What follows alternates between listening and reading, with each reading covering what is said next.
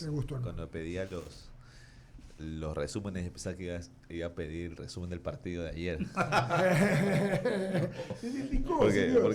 Porque yo sí, perdóname que me meta en este Dele nomás. Hágalo callado. Tú sabes, la radio siempre se presta y es mejor para este comentario. Pero usted es barcelonista, por supuesto. La amargura. Es correcto, es correcto. Es correcto. Yo sí debo reconocer, estoy amargado. Sí, yo también he amanecido amargado por ese tema. Es impresionante lo pésimo que está el equipo. Lo vieron anoche con una bandera que se vaya a Célico, ¿cierto? Lo malo que está el equipo. Bueno, no, esas recomendaciones no me toca hacerlas, pero ciertamente hay que mejorar las alineaciones, los cambios. Ha vendido también como 5 jugadores importantes, ¿no? 4 o 5. Por favor, si está amargado, no emita resoluciones hoy día, porque puede perjudicar al contribuyente. Puede ser, ¿no? A mis 59 años, una de las pocas cosas que también me genera amargura es ese equipo maladazo que tengo yo en el Emelec. Y a este, que está aquí, a Javier Segarra, los enferma. Alberto es frío, es barcelonista, pero es quieto y Ramiro. Bueno. Y peor, irme al estadio para ir a ver que le empata con la gana. Puchica, que furia. O sea, que pasando al tema ya más importante, a ver, desde que yo empecé, voy a hacer un poquito de historia, porque desde que empecé a conversar de este tema con el presidente Guillermo Lasso hace más de 3 meses, ya mañana cumplimos 3 meses acá en el SRI, a él siempre le ha preocupado y me encomendó y me pidió que la principal misión, o la única misión, la una sola cosa que él necesitaba que yo me encargue en el SRI era fortalecer el control, reducir la evasión, cobrarle a todos aquellos que no están pagando todo lo que deben pagar. Y con esa misión hemos venido, y con esa misión hemos empezado en estos meses, con un plan cuyo principal eje, de 3 ejes que hemos definido, cuyo principal eje es el fortalecimiento del control tributario. El control tributario es la forma, es la vía a través de la cual el SRI cobra los impuestos. La gran mayoría de contribuyentes son cumplidos y lo hacen de forma voluntaria, apegados a la ley, pero siempre hay un grupito que hay que estarlos persiguiendo, arreando, estar siempre presentes para que paguen, y hay todavía otro grupito que simplemente se hacen de la vista gorda, no les gustan acatar las leyes y por lo tanto están al margen de la ley. Y yo diría hay otro grupito más dentro de ese grupito, que son los que de forma deliberada quizás o no están más bien fuera del radar del SRI. Entonces hay los que están en el radar y no pagan, y hay los que están fuera del radar y digamos no aparecen en ningún momento, y tras esos grupos es lo que estamos nosotros enfocando, fortaleciendo nuestro control. Nosotros hemos dicho que queremos hacer, que vamos a hacer que todos paguen todo lo que deben pagar, y eso quiere decir que no se puede pagar ni un centavo más de lo que la ley dice que debe pagar. No hay que ser asfixiante, no hay que ser persecutorios, ni mucho menos, pero tampoco va a pasar de que haya quienes no paguen completo o no paguen nada cuando deben pagar. Entonces, en eso estamos y hemos estado analizando en estas semanas diferentes estrategias, diferentes grupos, diferentes sectores, y ya vamos a empezar a apretar un poco más los controles en este último trimestre, que estamos empezando ya mismo, y fortalecer un plan de control mucho más robusto también para el próximo año. Vi que entre esos planes había gente que estaba relacionada a influencers, a gente que hacía ventas por internet, que no están, como digamos, muchos de ellos formalizados. Algunos son pequeños. Leí también que hay otros, los que tienen el RISPE no tienen problemas porque es hasta $20,000. Hay gente que lo hace pequeño y tiene como un side business, o un pequeño negocio, un cachuelo, digamos, no todo. O sea, ellos están amparados. Pero lo interesante sería, Francisco, hacer una gestión para que la gente comprenda, porque mucha gente no lo entiende, no lo sabe, y piensa, no, yo no tengo por qué pagar porque esto, solamente los formales. Entonces, buscar un camino para explicarle a la gente. Entiendo que por esto son estas entrevistas, y estás ampliando la base imponible. De acuerdo, la cultura tributaria es importante para poder hacer precisamente lo que tú dices, ¿no? un poco que la gente, los contribuyentes vayan conociendo sus obligaciones, vayan conociendo para la gran mayoría de contribuyentes, yo te diría el 55% de los contribuyentes, que son catalogados dentro del RIMPE como negocios populares, lo único que deben hacer ellos al año es un pago anual de $60 con su declaración por de impuesto a las $20,000 rentas. al año. Eso es lo que pueden vender ellos. De ¿no? ser, Pero, correcto, de ser el caso. hasta $20,000 al año, que son, como te digo, el 55% de los contribuyentes, es decir, más de la mitad, la gran mayoría. Lo único que deben hacer para cumplir con sus obligaciones tributarias es una vez al año, de acuerdo al 9º dígito del RUT, en abril o mayo, en marzo o abril, acercarse a pagar los impuestos correspondientes al año anterior, al año fiscal anterior. Y se olvidó del SRI hasta el siguiente año, siempre y cuando se mantengan debajo de los $20,000. Es muy sencillo, muy fácil. No hay que contratar a contadores, no hay que contratar a abogados, no hay que contratar estudios jurídicos, no hay que contratar asesores, no hay que contratar ni la calculadora hay que sacar, porque solamente ya tienes que saber que son $60 y te olvidaste. Y eso tiene que ver con la cultura tributaria que tú mencionabas, de saber esto, y también en este objetivo que nosotros queremos hacer de ampliar la base de contribuyentes, es decir, cada vez más personas tributando, así sea de esta forma sencilla y muy fácil como es los negocios populares. Para todos los demás, efectivamente hay las obligaciones que deben cumplir, las declaraciones que deben de hacer, y para ellos también hay un plan de control, digamos, de otro tipo. Jaime Velázquez, por favor, sí. Gracias, Eduardo. Placer tenerte por acá. La verdad es que quisiera preguntarte qué pasa con una persona que tiene, digamos, un negocio como ser músico. Y él recibe, digamos, ingresos del exterior. Y o sea, la gente allá le exige las regalías. No, regalías o cualquier tipo de contrato que tenga producción. Tú le produces a un artista una canción. ¿Ya? Te digo esto por mi hijo, ¿no? Entonces, ¿dónde declaras? ¿O no necesitas una factura? ¿Qué tienes que hacer para regularizarte? Esa es la primera pregunta. Claro, a ver, dependiendo siempre, hay diferentes aristas que deben ser consideradas dentro del análisis, ¿no? Deben ser consideradas la actividad a la que se dedica, debe ser considerada dónde se origina la renta, porque los tributos se hacen en el lugar donde se originan las rentas. ¿Dónde estás domiciliado o donde se origina la renta? Ya, es decir, digamos, se origina la renta. Una disquera en Estados Unidos le paga a un productor ecuatoriano. Pero es donde es residente fiscal. Allá. Tienes que ver dónde es residente fiscal. Acá. Si es residente fiscal, no tiene si es residente fiscal en el Ecuador, tiene que tributar en el Ecuador. Ya, pero no es residente en ningún... O sea, a ver. No, es que sí. Fiscal me refiero. Residente fiscal es en el lugar donde tú vives, donde generas la actividad, estás domiciliado, donde generas la actividad económica, no estás domiciliado. Es correcto. Entonces, como te decía, hay diferentes consideraciones, ¿verdad? Se pudiera analizar si es que entra dentro del régimen artesanal, dentro del régimen RIMPE o dentro del régimen general, para en torno a eso poder determinar si, por ejemplo, se puede optar por esta vía simplificada de pagar $60 al año, o simplemente se lo hace en base al régimen general habitual.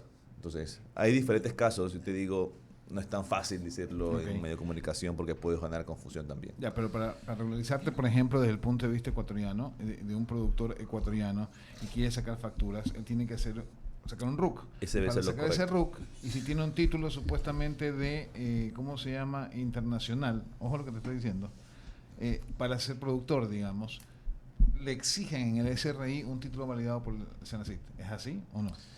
Para ejercer como profesional tienes que habitualmente registrar tu título profesional. A ver, solamente un temita. Me pasa a Charlie Silva y propio lo que le pasó a Shakira. Pagó los impuestos en Miami, pero reside en España.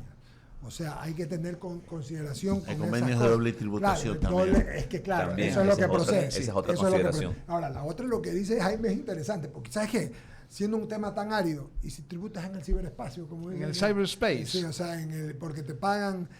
¿Quién paga? Yo entiendo que es parte de lo que tú estás queriendo hacer, ¿no? Porque hay empresas que vienen acá. Yo siempre digo no solo en tributación, en general la legislación, las normas van mucho más retrasadas que la creatividad humana, claro, y que los negocios que son más que son más Sí, espontáneos. señor. Entonces hay muchas cosas. Por ejemplo, hoy día en uno de los diarios ha sacado un reportaje sobre el IVA a los servicios digitales. Y alrededor del mundo hay un debate sobre dónde deben tributar las grandes empresas porque no nos dan nada a nosotros y que se venden llevan aquí. todo. Exacto. Así Entonces es. aquí en Facebook, No estoy de acuerdo. Google, etcétera, No dejan nada. hacen publicidad en todas partes del mundo. Aquí en Ecuador hay millones destinados a generar ventas a ellos por publicidad, pero toda la renta se genera o en los Estados Unidos o en Europa, ahora donde se han ido Países Bajos, en algunas de estas empresas. Esas empresas sí tributan en esos lados. Claro, porque eso es su domicilio fiscal. Es que estamos hablando otra vez dónde están domiciliados. Si Eduardo Mendoza tuviese la radio en Estados Unidos, en Britania y en el Asia, y vendemos publicidad en esos lugares y tributamos aquí, decimos todos esos ingresos que me llegan, yo tributo aquí. Es mi parte legal, digamos, estoy cumpliendo. Nadie ha dicho que es ilegal. Lo que hay es, por eso digo, hay un debate a nivel internacional sobre si eso, dado que son compañías de miles de millones de dólares que superan incluso el tamaño de la gran mayoría de países del mundo. De sus economías. Entonces hay una discusión si deben tributar totalmente en sus países la residencia fiscal o una porción de eso debiera ir a las diferentes países del en mundo. proporción. Y es muy lógico. Lo he visto 10 años. Se arregló algo con las plataformas digitales de transportación. De televisión, ¿no? De televisión. Claro, porque ya ahora pagas si tienes Netflix, si te ponen... Mucha gente se quejó, pero el tema es que el fondo debe ser que esas compañías transnacionales deben de pagar algo a los países donde hacen porque no son billones y trillones de dólares. Ese es el efecto, ¿no? Hay una discusión sobre eso, es correcto. Es interesante. Sobre todo a niveles de los países desarrollados de la OCDE. Sí, ¿sigue usted? ¿No? Como Don quiera. Alberto. ¿Sigue usted entonces si quiere? Ya. Don Alberto Ramiro. Director, justamente llegando Me a tres... hace asustar con la Constitución, las leyes ahí en el Lo tenemos Don estudiando. Alberto. me hace asustar. El rey de AMI. Ahí es problema. Director, llegando justamente a 3 meses, ¿no?, de su gestión frente al SRI. ¿Cómo le fue en esta iniciativa? En una de las últimas ocasiones que conversábamos acá, hablaba de la necesidad de que los municipios, los 221 municipios del país, se incorporen a este trabajo. Y entiendo que era justamente en aquella iniciativa de mejorar esa base de contribuyentes. Había un cruce de información que se debía hacer de los municipios. ¿Cómo le ha ido con ese tema? De acuerdo, gracias por la pregunta, muy relevante. Visitamos varios cantones, seguimos visitando. Ciertamente todavía no todos los cantones están al día con el cumplimiento de esta entrega de información de los anexos. Pero una novedad, ya algunos cantones que hemos visitado ya han cumplido. La alcaldía de Guayaquil, a la semana que visitamos, cumplió con su deber y entregó la información. Y ahora está en nuestras manos el análisis y el cruce para poder determinar si todos han pagado todo lo que deben pagar. Pero además de eso, el día viernes pasado firmé una resolución en que modifico el anexo, siempre haciéndolo más sencillo, más fácil de cumplir y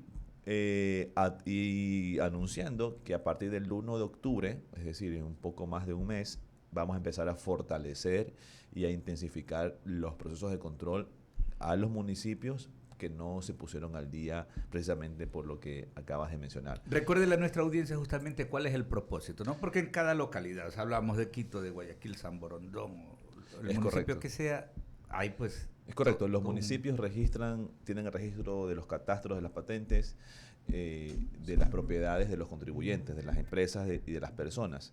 La idea es recibir esa información en el SRI para poder determinar patrones de gastos de nivel de vida, para poder determinar propiedades y en torno a eso identificar si es que han estado pagando sus impuestos de forma completa y adecuada, porque algunos de estos grupos que hablábamos al inicio tienen 3 terrenos, pero solamente ponen un terreno para pagar sus impuestos o sus contribuciones patrimoniales.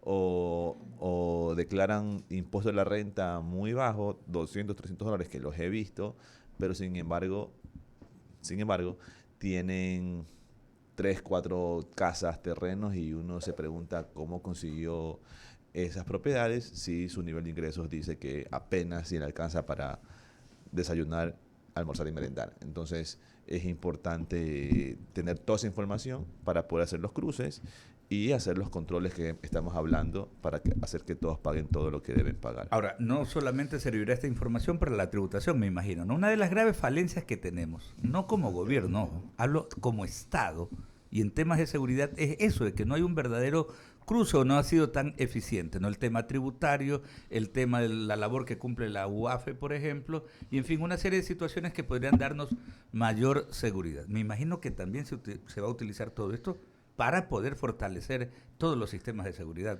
Sí, pero bueno, al final del día es lo que me compete a mí. Yo puedo decir para lo que él lo va a utilizar. Para lo tributario. Que es para estrictamente lo tributario. Ya los otros usos que se le puedan dar en otras instituciones del Estado, bueno, lo coordinará la presidencia o lo coordinará otras instituciones del Estado. Claro, la Secretaría de Seguridad en todo caso. Ramiro. Pregunta a un oyente si alguien que tiene RUC y factura menos de 20.000 puede cerrar el RUC y abrir solo por el RICE. A ver, voy a repetir. Alguien que factura menos de 20.000 pero ya tiene RUC, ¿puede cancelar el RUC y ampararse en el RICE o no? El RIMPE. O sea, automáticamente si estás debajo de la línea de flotación, debe estar en RIMPE a menos que tengan las actividades que han sido excluidas para esta actividad. Es de la mano de las actividades. Es de la mano de las actividades. Ok, entendido. Francisco, pregunto, ¿cuánto está en litigio tanto en sede administrativa como en sede contencioso tributaria de impuestos discutidos tanto por la autoridad impositiva, que es el SRI, cuanto por reclamación del contribuyente? ¿Tienes idea de cuánto dinero está tanto en sede administrativa como en sede contencioso tributaria? Alrededor de unos 1.000 millones están en discusión siempre, digamos, rotando, ¿no? Porque así a medida como van saliendo, van entrando. Entonces pongamos que alrededor de 1.000 millones es lo que siempre está discutiéndose. ¿Justifica de alguna manera volver a otra amnistía tributaria? No hay ninguna planificación ni ninguna idea de amnistías, ni mucho menos. Sobre todo considerando además que ya hay varios mecanismos en la ley para poder facilitar el pago y el cumplimiento de los contribuyentes. Hay facilidades de pago y hay acuerdos por pronto pago que están amparados en la ley, pero también hay la mediación tributaria que fue aprobada en la última ley de desarrollo económico. La última vez que tuviste ese era un tema que estaba pataleando en la mediación tributaria, que estaba puesto en la ley, pero que no estaba desarrollado dentro de la administración. ¿Cómo va eso? ¿Ya se ha logrado manejar? De acuerdo, desde la última vez que estuvimos acá, tuvimos un par de conversaciones con la Procuraduría General del Estado, por ejemplo, en el cual le hacíamos unas consultas de interpretación de la ley para poder nosotros avanzar más rápido en el cobro. Ya desde la semana pasada ellos nos respondieron favorablemente de una forma muy, digamos, breve, directa y clara, en el cual nos da camino libre para poder nosotros empezar a hacer estos cobros adelantados. Ya la semana pasada empezamos a notificar a muchos de los contribuyentes que han estado esperando por meses, desde que inició el año quizás, esta noticia, y ya en estas semanas en adelante vamos ya a empezar a cobrar aproximadamente unos 600 trámites que hay en temas de mediación tributaria. Vamos a empezar a despacharlos. También nosotros emitimos el instructivo, es decir, las reglas del juego para la mediación tributaria. Y ya en estas semanas ya vamos a empezar a cobrar. Muchos contribuyentes nos hacían saber, nos hacían conocer, nos hacían llegar mensajes diciendo, oye, estoy esperando el momento para pagar, ya tengo aquí listo el pago, pero teníamos nosotros asegurarnos de que iba a estar blindado todo esto y que no iba después a regresar como boomerang. Francisco, de las cosas que las administraciones tributarias en el mundo tienen es una capacidad de maniobra para negociar con el contribuyente un desmonte de sus deudas tributarias. Es decir, se cambia de la capacidad arreglada a la capacidad discrecional de la autoridad. ¿No crees que una reforma que lleve a este tipo de situaciones agilitaría y haría más amigable el cobro de la administración tributaria para solucionar estas controversias que, estando tanto en sede administrativa como en sede contencioso tributaria, demoran años de años? Pero bueno, a ver, Sin lugar a dudas, es perfectible la ley. Y en el Ecuador tenemos mucho todavía por modernizar del sistema tributario. Y por trabajar en el tema, ¿no? Sí, correcto. Sin embargo, como les decía hace un momento, no tenemos previsto ningún cambio de ley en lo que resta del periodo de gobierno en temas tributarios. Sí tenemos algunas reformas reglamentarias que vamos a sacar en las próximas semanas para mejorar algunas cosas para los contribuyentes y también fortalecer el control. Pero también yo quisiera volver al tema de la mediación tributaria, que es básicamente lo que tú me estás diciendo. Es una forma de... Es la capacidad de maniobra que tengas para negociar ahí. Es decir, tanto SRI como el contribuyente decir, oye, no nos metamos en un proceso judicial que nos va a demorar 4, 5, 6, 7 años, que nos va a costar a todos. Al Estado le va a costar capacidad de gestión que pudiera destinar a otros casos, a otras auditorías, a cobrar y en lugar de estar yendo a tribunales, a juicios, etcétera. Y lo mismo al contribuyente.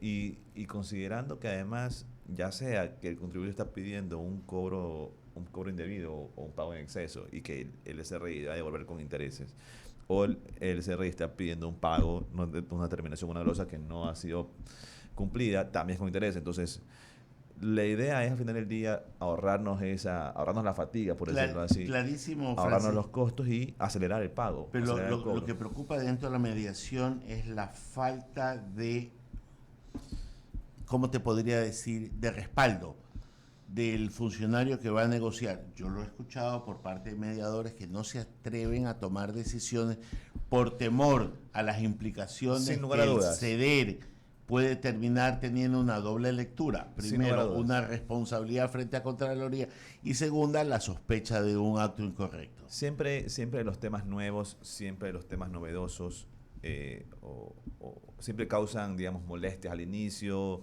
no va tan rápido, hay temores, entre otras cosas. Lo mismo sucede en sus matices, ¿no? Lo mismo que sucede con la mediación, sucede con la facturación electrónica de personas que creen que es un buen punto de tocar antes de cerrar. Que no van a poder hacerlo. Nosotros ya lo tenemos, al principio nos costó, pero lo hemos hecho bien. Y lo que hay que hacer es sencillamente comenzar, ¿verdad? Buscar, ya cuando uno comienza se centra en eso y no tiene problema. Esto es para las empresas. Las personas naturales van a poder hasta después noviembre. de diciembre o ya todos a partir de noviembre. A ver, el plazo definitivo que puso la ley es el 29 de noviembre, ¿verdad? Naturales. Para todos los contribuyentes. Para todos los contribuyentes. Tal vez un poco de historia. Este proceso lleva 8 años. 8 años. Hay quienes están diciendo o quienes están pidiendo, no, es que dilátalo un poco más porque porque no es hay que hacerlo con tiempo, no es al apuro. No, yo digo, ya llevamos 8 años en esto, en el cual hemos ido de forma paulatina moviendo cada vez más contribuyentes hacia la facturación electrónica. Entonces, más tiempo ya no cabe. En segundo lugar, la gran mayoría, una vez más, volvemos al tema del inicio, la gran mayoría de contribuyentes, los que están catalogados como negocios populares dentro del RIMPE, que son todos aquellos que venden hasta $20,000, están exentos de emitir obligatoriamente factura electrónica. Ellos tienen que emitir notas de ventas preimpresas. Entonces, ahí hay, digamos, también otra salvedad y vamos también nosotros a impulsar y a darle la fortaleza que deben tener también el uso de notas de venta preimpresas, porque a veces se piensa que porque es nota de venta no hay que emitirla, no hay que hacerla, sino que solamente cuando hay factura. Entonces, siempre y luego todos los demás deben y están obligados a emitir factura electrónica a partir de este mes de diciembre, básicamente. De todas formas, también yo sigo diciendo, será también una transición, porque sí, hasta el 30 de noviembre el SRI seguirá dando autorizaciones de impresión de bloques de factura física. Hasta el 30 de noviembre. Exacto, porque es el derecho del contribuyente. Entonces, y eso tendrá un periodo de validez de 3, 6 meses, 9 meses, 12 meses. Y ahí concluye. Y ahí hasta que se le acabe ese bloque o ese plazo, esa factura es válida, ¿ya? Además, también por ley, en el caso de que se te fue el internet, se te cayó el sistema, si tuviste complicaciones, tienes también posibilidades, la ley te habilita a emitir físicamente hasta el 1% de tu facturación. Entonces, también, digamos, tendrán esa posibilidad en algunos casos, ¿no? Entonces, hay algunas cosas allí alrededor del tema de la facturación electrónica que considerar y que yo diría hasta el próximo año debería ser la última transición, por decirlo así, para que ya todo el país esté facturando electrónicamente. Un contribuyente tuvo un juicio tributario con el SRI y lo ganó.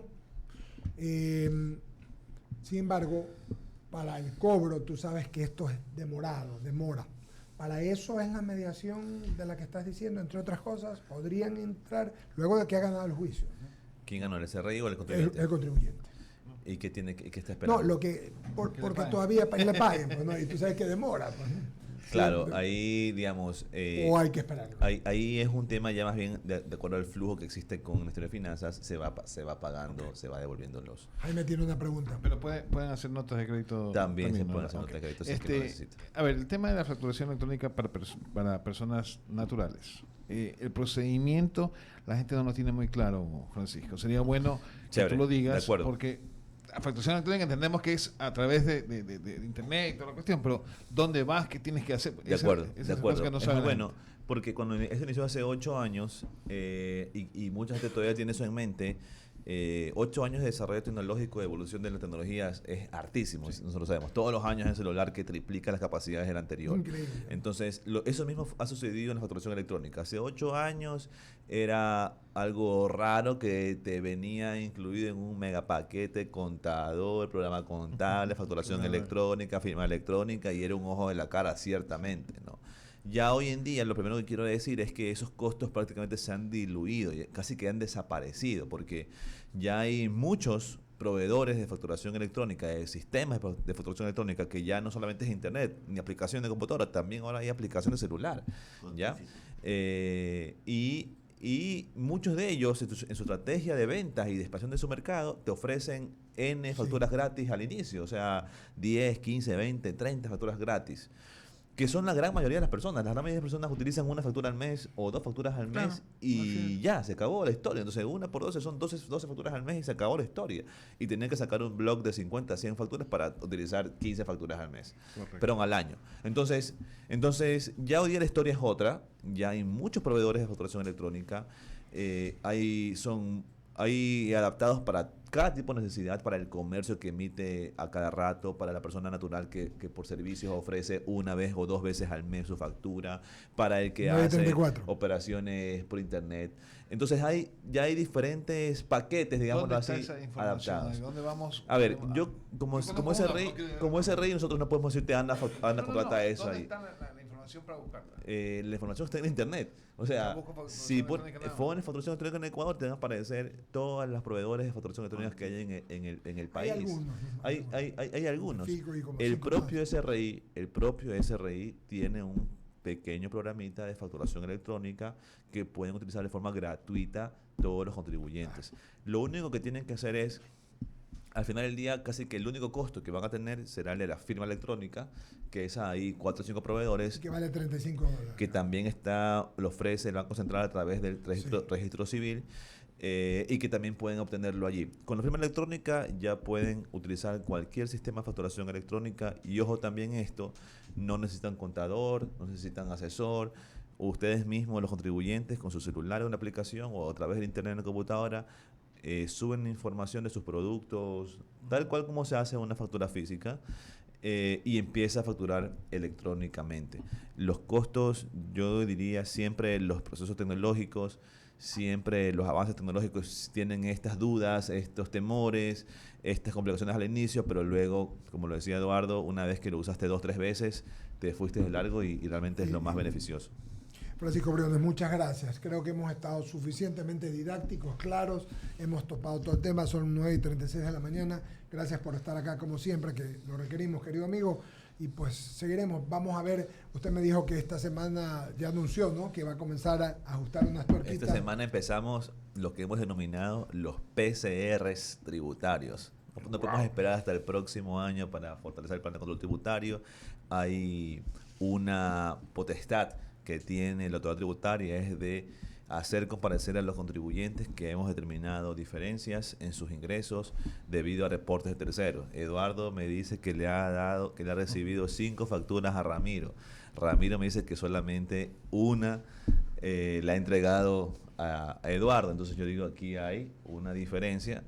Entonces venga aquí al SRI de la oficina, explíqueme la diferencia y pague lo que tiene que pagar, haga su sustitutiva o corrija su declaración. Cosas como esta, Francisco, hay un señor X que viaja 20 veces al año. Es correcto, también. Ya, quien paga los $200, $300 que tú dices, que tiene una tarjeta de crédito con un cupo de $50,000 y declara un ingreso de 20,000. La aritmética no me da. Es correcto. Entonces, esos casos que son muy claros, muy contundentes, tenemos ya nosotros nuestro primer, digamos, bloque de contribuyentes que vamos a empezar a llamar a comparecer a la administración tributaria y decirle, yo tengo esta información reportada de tarjeta de crédito, de propiedades, de ingresos, explíqueme y ordénese. Explíqueme y por las buenas vaya y ordénese. Vaya eso corrija, hay un montón. Vaya a corregir su declaración y pague, o si usted dice, o si no quiere ir por las buenas, bueno, iremos a los controles ya más fuertes, digamos, pero un poquito más forzosos. Va a como canguil esta vaina, porque hay mucha gente, personas naturales me refiero. La idea es precisamente, yo le decía al comentar al presidente también en medios, hemos encontrado aquí un gatito con unos colmillos así afilados, pero chiquitos que tú dices, uy, qué lindo gatito. La idea es empezar a demostrar a la ciudadanía lo que debe ser la administración tributaria. Al que paga, sino al que no paga, pues. Es correcto. Gracias, Francisco Briones. Gracias. Muchas gracias. Vamos.